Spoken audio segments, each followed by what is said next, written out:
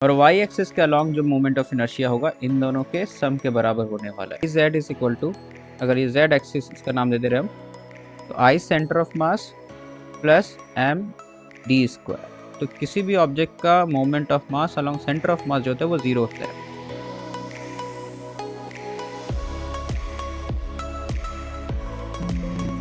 सो hey everyone, आज की इस वीडियो में हम लोग बात करने वाले हैं परपेंडिकुलर एक्सिस थ्योरम और पैरेलल एक्सिस थ्योरम के बारे में, और साथ ही में देखेंगे उसके प्रूफ को भी। तो फर्स्ट ऑफ ऑल समझते हैं हम लोग कि आखिर ये परपेंडिकुलर एक्सिस थ्योरम होता क्या है। तो ये कहता है हमारा कि अगर यहाँ हमारे पास मान लेते हैं कि ये एक डिस्क है, ये एक सर्कुलर डिस्क है हमारा, ठीक है, जहाँ पर ये इसके सेंटर से एक एक्सिस पास कर रहा है, जेड एक्सिस। यहाँ पर हम लोगों ने क्या किया, डायमीटर के अलॉन्ग एक एक्सिस ड्रॉ किया जो कि एक्स एक्सिस है, और दूसरा जो एक्सिस है वो वाई एक्सिस ड्रॉ कर लिया। तो परपेंडिकुलर एक्सिस थ्योरम हमारा ये कहता है कि ये जो जेड एक्सिस के अलॉन्ग मोमेंट ऑफ इनर्शिया होने वाला है हमारा, वो एक्स एक्सिस के अलॉन्ग जो मोमेंट ऑफ इनर्शिया होगा और वाई एक्सिस के अलॉन्ग जो मोमेंट ऑफ इनर्शिया होगा इन दोनों के सम के बराबर होने वाला है। ठीक है, तो इस तरीके से हम लोग क्या कर सकते हैं कि अगर हमारा किसी प्लेन में एक्स एक्सिस के अलॉन्ग अगर मोमेंट ऑफ इनर्शिया दिया हुआ है, तो हम वहां से जेड एक्सिस के लिए moment of inertia find out कर सकते हैं, एंड वाइस वर्सा। तो यहाँ पर ये सारे परपेंडिकुलर एक्सिस के बीच में एक रिलेशन दे रहा है हमारा। तो अब आखिर बात आता है कि ये रिजल्ट जो है आखिर वो आया किस तरीके से। इसको फाइंड आउट करने के लिए हम लोग मान लेते हैं कि यहाँ पर एक पॉइंट है छोटा सा, जिसका मास है डी एम।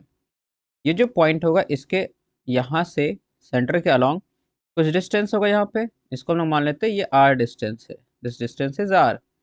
अब ये इसका ये एक्स एक्सिस से कुछ डिस्टेंस पे है, ठीक है। ये एक्स एक्सिस पे जो जिस डिस्टेंस पे होगा हमारा यहाँ पर, ये वाई के अलॉन्ग जो होगा लेंथ इसका, ये वाई पर, ये मान लेते हैं हम लोग ये है वाई। मतलब एक्स एक्सिस से ये जो हाइट है ना, ये लेंथ जो है ना, ये वाई हो गया हमारा। और यहाँ पर वाई एक्सिस जो डिस्टेंस है ये हमारा एक्स हो गया। थोड़ा कंफ्यूजिंग हो रहा होगा, एक बार फिर से देख लेते हैं यहाँ पे।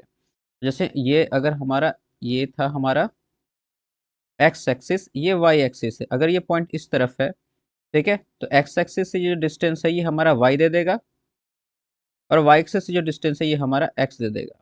और जेड एक्सिस जो हमारा था यहाँ परपेंडिकुलरली पास कर रहा है, तो इसका डिस्टेंस ये आर हो गया। ठीक है, आई होप ये समझ में आ रहा हो। तो हम लोग पाइथागोरस थ्योरम से क्या जानते हैं कि R square is equal to X square plus Y square. कैसे? क्योंकि ये एक्स है तो ये भी हमारा क्या हो गया, एक्स हो गया। तो इस ट्रायंगल में ये राइट ट्रायंगल है, तो ये हाइपोटेनस की तरह आर एक्ट कर रहा है। अब हम लोग क्या करेंगे ना कि मल्टीप्लाई करेंगे इन सारे को डीएम से और इंटीग्रेट कर देंगे। ठीक है, तो ये क्या बन जाएगा, R square D M plus X square D M plus Y square D M. तो ये आर स्क्वायर डी एम जो होगा ये हमारा जेड एक्सिस के अलॉन्ग मोमेंट ऑफ इनर्शिया दे देगा, ये एक्स स्क्वायर डी एम हमारा वाई एक्सिस के अलॉन्ग दे देगा। ठीक है, ये X axis X square D M जो हमारा है ये हमारा क्या करेगा, वाई एक्सिस के अलॉन्ग हमारा मोमेंट ऑफ इनर्शिया दे देगा, और वाई स्क्वायर जो होगा वो जेड एक्सिस के अलॉन्ग हमारा मोमेंट ऑफ इनर्शिया दे देगा। कैसे? ये वाई एक्सिस के अलॉन्ग कैसे देगा, क्योंकि यहाँ से वाई एक्सिस जो है हमारा, इसका डिस्टेंस ये एक्स है। तो अगर हम इस वाई एक्सिस के अलॉन्ग किसी ऑब्जेक्ट को रोटेट करना चाहेंगे, तो यहाँ पर जो मोमेंट ऑफ इनर्शिया, जो डिस्टेंस हमारा एक्स एक्स वाई एक्सिस है वो एक्स है, इसीलिए यहाँ पर वाई वाले के सामने, सॉरी, ये एक्स वाला आ जाएगा, और एक्स स्क्वायर के ठीक नीचे में हमारा वाई आ जाएगा हमारा। तो ये रहा perpendicular axis theorem. I hope कि ये क्लियर हो गया होगा। अब यहाँ पर हम लोग क्या करते हैं कि एक क्वेश्चन के द्वारा इसको समझते हैं। फॉर एग्जाम्पल हमारे सामने दे दिया कि फाइंड आउट करना moment of inertia of a disc, moment of inertia of a disc about one of its diameter, इसके डायमीटर के अलॉन्ग हम लोग को इसका moment of inertia find out करना है। तो अगर यहाँ पर ये हमारा दिया है डिस्क, ये हमारा एक्स जेड एक्सिस के अलॉन्ग में हमारा इसका ये सेंटर से पास होता हुआ लाइन जा रहा है जो कि परपेंडिकुलर है। यहाँ पर जो मोमेंट ऑफ इनर्शिया होता है इसका आई जेड, ये हमारा दिया जाता है एम आर स्क्वायर बाय 2 से। ठीक है, अब यहाँ पर हमको पता करना है इसके डायमीटर के अलॉन्ग। तो डायमीटर के अलॉन्ग मतलब क्या, ये कुछ इस तरीके से होगा। ये जो एक्स एक्सिस या वाई एक्सिस हम लोग ड्रॉ कर रहे हैं, ये इसका डायमीटर के अलॉन्ग ही तो है। अगर ये स्फेयर इस तरीके से सर्कल है, डिस्क है, तो ऐसा लाइन जो ड्रॉ हो रहा है ये हमारा डायमीटर के अलॉन्ग ये एक्स एक्सिस है। और ये वाई एक्सिस है। इसी को हम लोग जब इस तरीके से साइड से देख रहे हैं तो ऐसा दिख रहा है ये। तो हम लोग जानते हैं कि I Z is equal to I X plus I Y.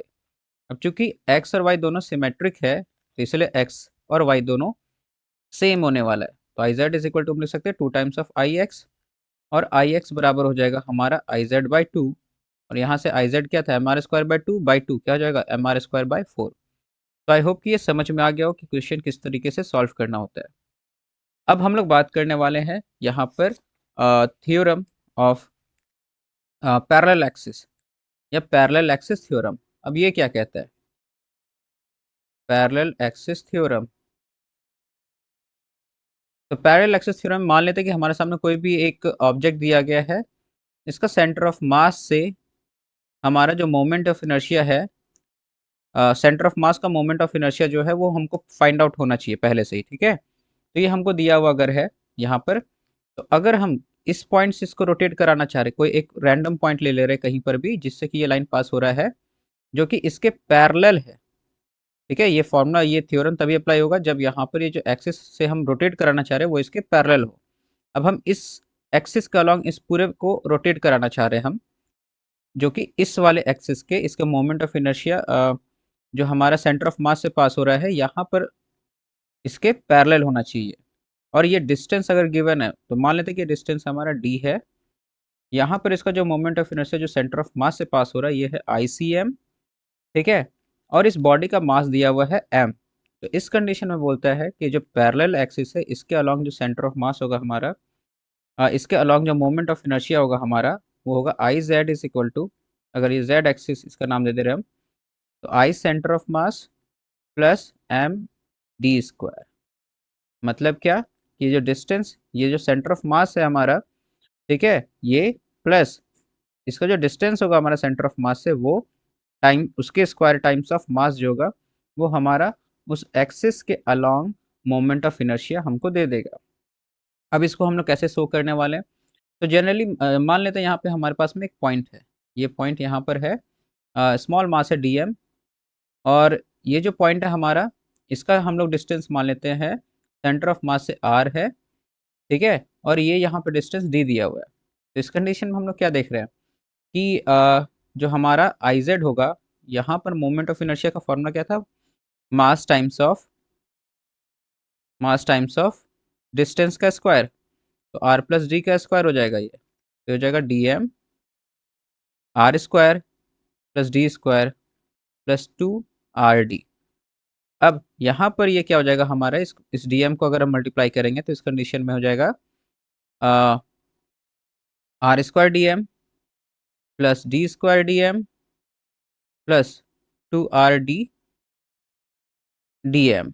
ये डी एम यहाँ पे स्मॉल मास को रिप्रेजेंट कर रहा है, ये डी जो है वो डिस्टेंस को रिप्रेजेंट कर रहा है। तो इस कंडीशन में कंप्लीट इस बॉडी का जो हमारा मोमेंट ऑफ इनर्शिया होगा, इसको फाइंड आउट करने के लिए इसको इंटीग्रेट करना पड़ेगा। तो R square D M plus यहाँ पर इंटीग्रेट करेंगे D square D M plus यहाँ पर ये जो यहाँ पर ये क्या हो जाएगा हमारा 2D जो है ना, ये कांस्टेंट वैल्यू है तो ये बाहर आ जाएगा, और यहाँ पर ये 2D RDM हो गया। और हमको पता है ये RDM क्या हो गया, मोमेंट ऑफ मास हो गया।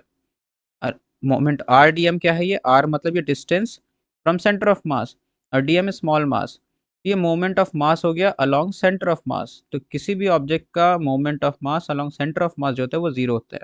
इसका एक्सप्लेनेशन मैं नेक्स्ट वीडियो में दे दूंगा। तो इसलिए यहाँ पर ये क्या बन गया हमारा, आर स्क्वायर डी एम जो हमारा है, आर स्क्वायर डी एम, ये हमारा क्या दे देगा, R square D M completely, इसको हम लोग लिखेंगे तो I Z is equal to, ये आर स्क्वायर डी एम जो हमारा है वो दे देगा सेंटर ऑफ मास के along moment of inertia, plus ये हमारा यहाँ पर था D square D M, D square D M ये डिस्टेंस था, और डी एम का इंटीग्रेशन अगर हम करेंगे तो ये एम बन जाएगा। तो ये हमारा क्या बन गया, M times of D square, और ये रहा हमारा पैरेलल एक्सिस थ्योरम।